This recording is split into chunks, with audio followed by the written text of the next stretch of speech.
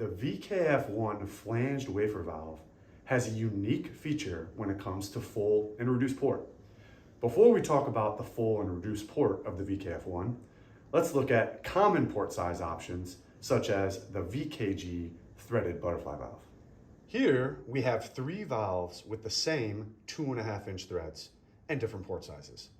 There's full port, which is wide open, medium port, and reduced port.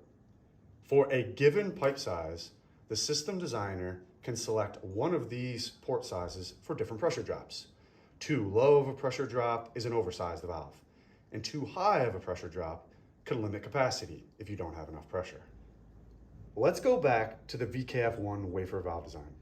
The VKF1 uniquely can be installed on 2 sizes of flange. It will fit the flange size of its name and 1 size flange above it. As an example, this 6-inch valve can fit 6-inch and 8-inch ANSI flanges. When this 6-inch valve is installed on 6-inch flanges, that would be a full port application. If this same valve is installed on 8-inch flanges, that would be a reduced port application. For the VKF1, the full or reduced port is dependent on the installation. Here is a drawing where the 6-inch bolt circle is in green and the 8-inch bolt circle is in orange.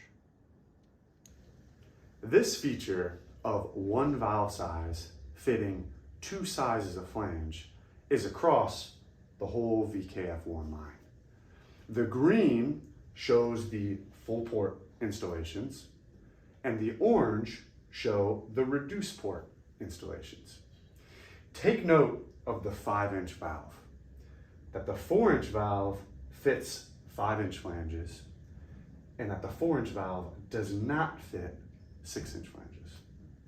Also, the 8-inch valve does not fit 10-inch flanges. Thanks for watching and have a safe day.